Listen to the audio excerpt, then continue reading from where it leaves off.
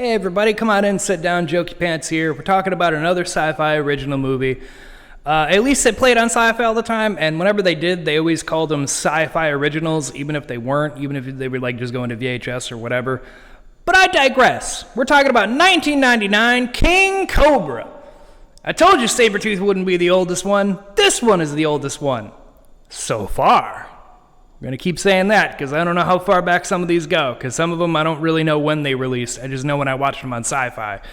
Anyway, so this movie, King Cobra, opens up with a little lab, and they're doing experiments making a rage virus, much like we'd see later on with 28 Days Later.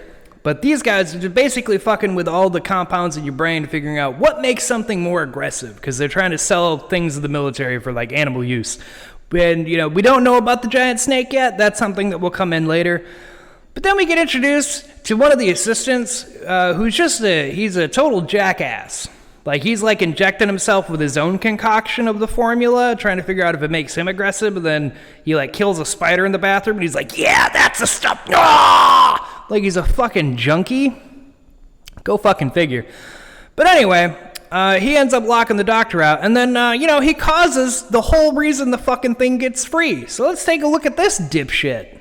Under lock and key. He's so secretive, he's got to do it all himself. Because he's a paranoid old wimpy geek. And you know what? It's time we made some goddamn progress around here. That shouldn't be happening. We checked the calculations 3 times. Oh, shit!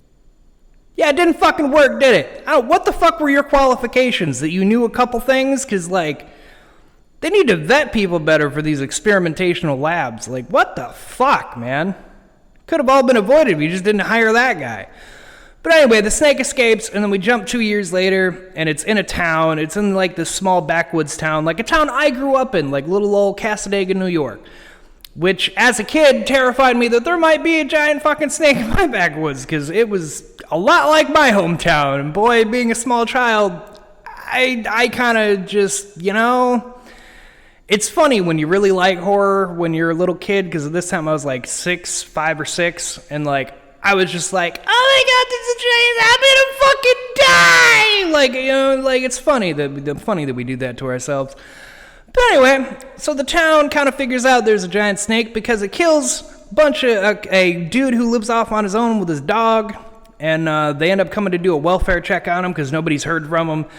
And then the doctor finds some stuff that lets him know there's a really big snake in town.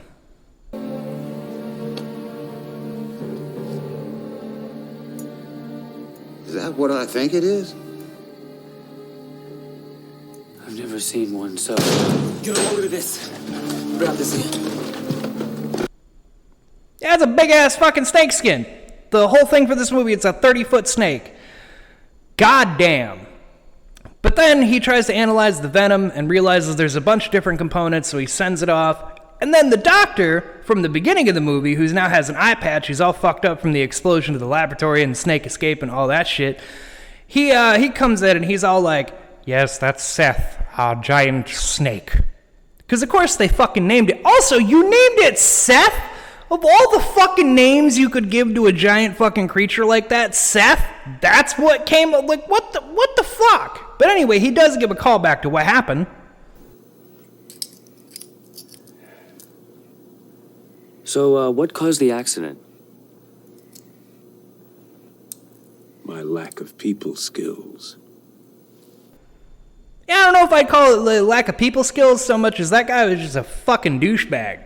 You should really just vet people better for these top secret experimentation bullshit you're doing.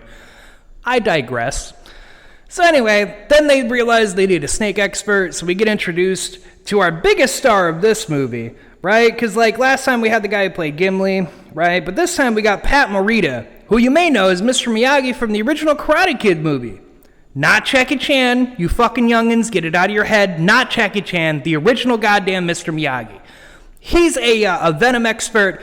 He collects all the venom from snakes so they can make anti-venom, so he gets called in because he's a snake expert.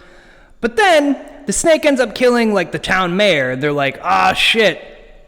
But then because the snake story has already gotten out and people realize there's a giant fucking snake wandering around, we get this little montage of these rednecks who think they're going to be able to do something. I always wanted me a pair of them snakeskin boots. From what I hear, we can open a goddamn store.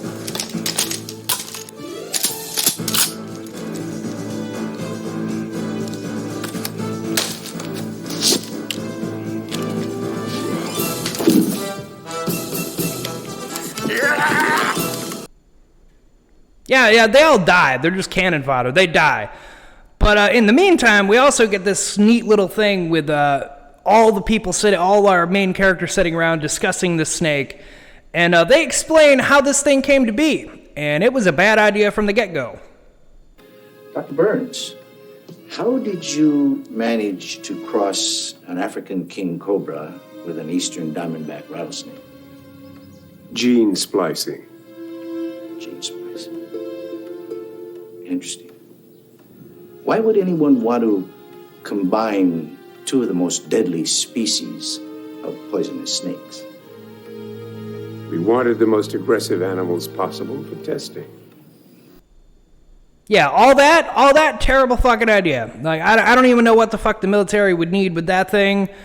Like, I don't understand.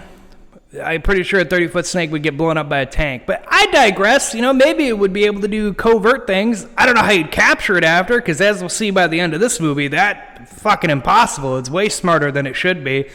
Also, it sounds like a velociraptor. Like, anytime it makes noise, it sounds like Velociraptor from Jurassic Park. For whatever reason, that's what they chose for the snake. But, you know, whatever. I enjoyed the practical effect use. I'm always a sucker for that.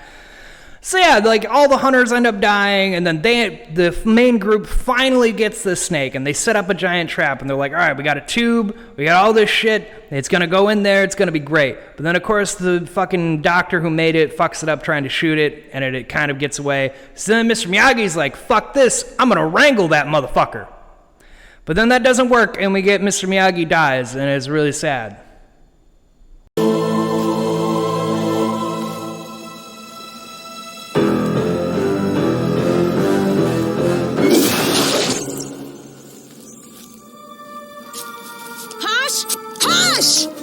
Mr. Miyagi, no!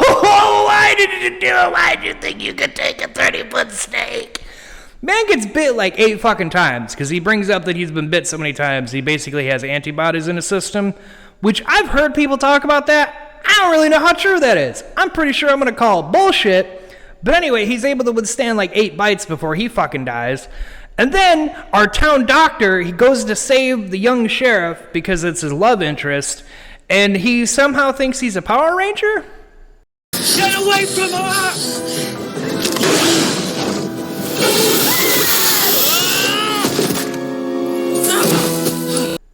Yeah, like what the fuck was that, man? This ain't a Power Rangers episode. Get the fuck out of here with that. Just shoot the fucking thing. There were guns. You had fucking guns, but whatever. So then the young doctor, he crawls through the tube, gets a snake to go in, and then they can't get the back hatch to close because, of course, the cable fucking breaks, and it's like, fuck! So they shove it into a tree, and then they gas the son of a bitch. Good.